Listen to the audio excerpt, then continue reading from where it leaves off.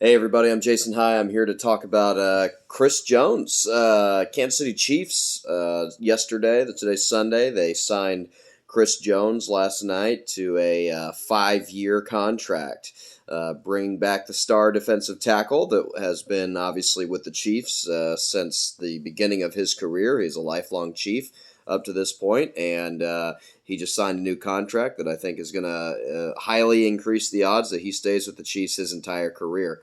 Um, yeah, so this is huge on a lot of levels here. So I think that there was a lot of doubt in over the last year or so, really, that the Chiefs were going to be able to get to this point with Chris Jones, who, as a reminder, is a All Pro. Level defensive tackle. He was an All Pro this year. He was an All Pro last season, I believe. He's had a 15 sack season in his career. He had over 10 this season.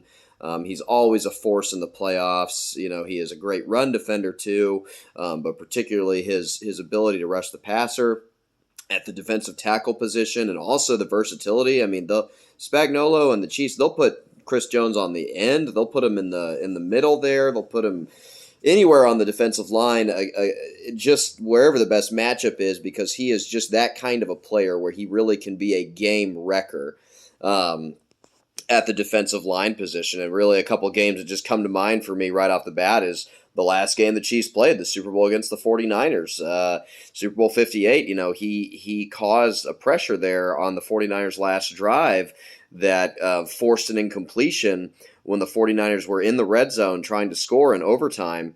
And he also forced an incompletion earlier in the game on their last drive in regulation that forced them to settle for a field goal. So he's really been great. Another big game he had was last year in the AFC Championship game against the Bengals. I believe he had 2 sacks on Joe Burrow. One of them was on the last drive with the Bengals driving with a chance to win the game at Arrowhead for the second straight year in the AFC Championship. And nope, instead Chris Jones makes the play. They put him out at left defensive end. He smokes the right tackle and he gets to Burrow in time. And so, it's not an exaggeration to say that the Chiefs may not have won the Super Bowl either of the last 2 years without Chris Jones. He's that special of a player. He's that dominant of a player. He's so fun to watch. He's so fun to listen to. He is an enjoyable, player. I think everyone appears to love him, right? I mean, all the players love him. They talk about him as a leader. They talk about him as a guy that just has this aura about him, and you can kind of feel it just when you see him talking in interviews. So Chris Jones just seems like a really great guy too, which is awesome. You always like to see that. But back to the business side of it for the Chiefs. There was a lot of doubt that this deal was going to get done. Chris Jones, they did not come to a contract extension last offseason. He held out. It got kind of ugly there. He missed all of training camp. He racked up a few $1 million in fines. He missed the first game against the Detroit Lions, the home opener in which the Chiefs lost, although the defense played well in the game. Then they had that image of him during that Lions game, sitting there with his 2 agents, Frick and Frack on either side, sitting up there in the press box watching the Chiefs, lose a game without Chris Jones. But the Chiefs and Chris Jones, they put their differences aside after that game. They got a deal done. They basically just kicked the can down the road and said, hey, let's just finish this season. Let's get you a new contract for 1 year only. And then it kind of felt like when that happened, okay, that's great they got that done, but this really feels like this is going to be the last season. 2023 is going to be the last season with Chris Jones. I think that's how it felt. That's how it seemed. And then, man, that's the crazy thing about it, dude. Winning changes things. And would the Chiefs have extended Chris Jones if Tyler Bass and the Buffalo Bills don't miss that field goal and the Chiefs lose that game somehow? I don't know. Maybe not. But that did happen, and the Chiefs did win their second consecutive Super Bowl, and they are going for a three-peat, and they still have Patrick Mahomes. They still have Travis Kelce. They still have Spagnuolo, who they signed to a contract extension earlier. And they're trying to run this thing back again, and they're trying to win the Super Bowl again and become the first team to three-peat in the Super Bowl era for the NFL. So it's really exciting to have Chris Jones back. I mean, it's just fun to think about he's turning 30 years old this year, so he is a little older. I think there's a lot of people that probably would have said they should just let him walk because of his age. But I think because of how elite he's been the last couple of years, I think this is a good contract for the Chiefs. The contract figures are not out yet, as far as I could see. I did see there is $95 million guaranteed, fully guaranteed, and I think it said all of those dollars are guaranteed the first 3 years, and it is a 5-year contract. I'm reading that as a very good thing. 5 years, I think, probably surprised a lot of people. It surprised me. I thought it was going to be more like a 3-year extension, but here's the reason why a 5-year contract is actually better than a shorter-term contract. A lot of people think it's kind of like baseball. It's like, well, yeah, you don't want to sign Bobby Witt Jr. to a 12-year deal because what if he sucks? Then you're going to have to, cut him after a few years. And well, with NFL contracts, since the money isn't all guaranteed, it's actually better in some ways to have it to where you can spread that cap hit out a little bit more. And I imagine that's what the Chiefs are probably going to do here. So we'll see what the contract breakdowns are. I mean, at some point, you've got to pay the piper, you've got to pay the dues.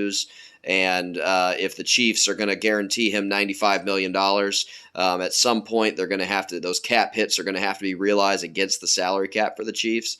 And, this is a team that has kind of been up against the cap the last few years, which they're always going to be. They're always going to be up against the cap when you have a contract like Patrick Mahomes, when you have a contract like now Chris Jones and, Chris Jones' previous contract, when you have that quarterback that you're paying $50 million a year to, you're paying 20% of your cap to, you're just going to always be up against it. And that's okay. They're going to keep winning Super Bowls, and they're going to keep finding young players like Rashee Rice, Trent McDuffie, George Karlaftis to offset those high cap hits with those rookie salaries, and that's how they're going to really be able to continue this dynasty. But yeah, bringing Chris Jones back, I think everyone's got to be excited about it. It could go poorly for the Chiefs. It's possible. I think what you're really asking for from Chris Jones is you're really hoping that he can play at this level that he's played at the last couple of years for another couple of years.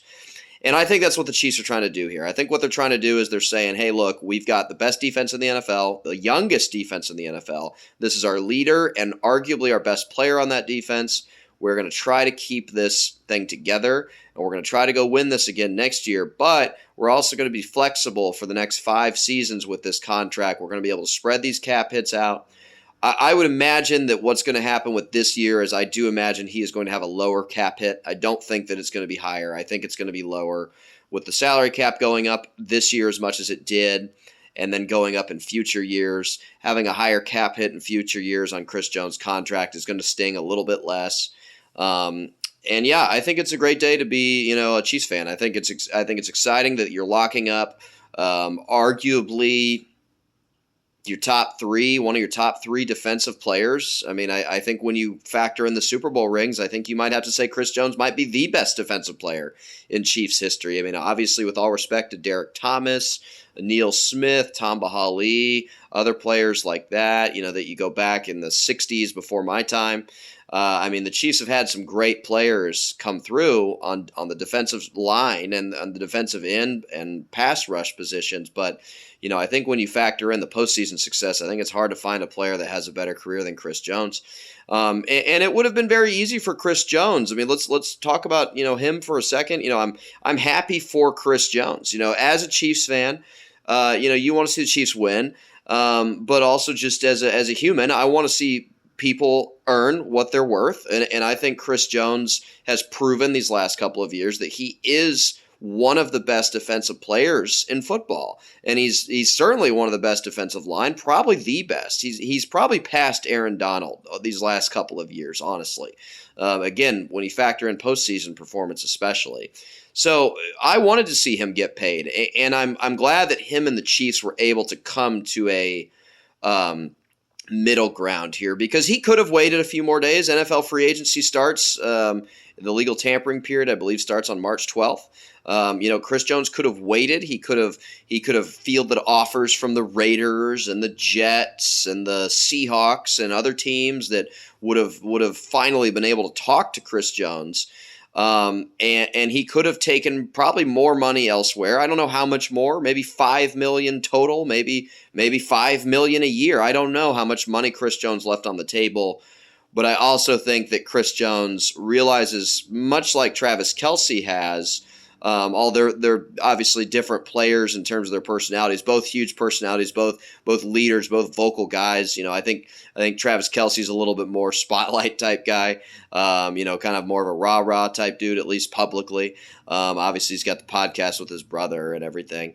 But having that guy back is really huge, and so I think it's going to really pay dividends for the Chiefs in future years. So yeah, very exciting to have him back. That was the point I was going to make. Is Travis Kelce makes a lot of money off of the field. Also, is my point. Patrick Mahomes makes a lot of money off of the field, and it's because they keep winning. That was the point I was going to make. Lost my train of thought there for a second. It happens. Chris Jones, I think it's clear, because he did meet this middle ground with the Chiefs. I think it's very clear that he cares about his legacy. He cares about winning. He cares about Super Bowls. He cares about being a Chief. He cares about playing for Andy Reid. He cares about playing for Steve Spagnuolo. So I think it's really cool when you see people that do that, because as a working person myself, I think we can all kind of relate that, you want to make good money. You want to do the best you can for yourself and for your lifestyle and for your family, but you also want to be happy with what you're doing. You want to be in a place that you're happy, you're surrounded by good people, and you feel at home with where you are. And I think I think it's evident that Chris Jones feels that way with his actions and what he said in the past. So very exciting day. Another little tidbit, the Chiefs also re-signed linebacker Drew Tranquill to a 3-year, $19 million deal.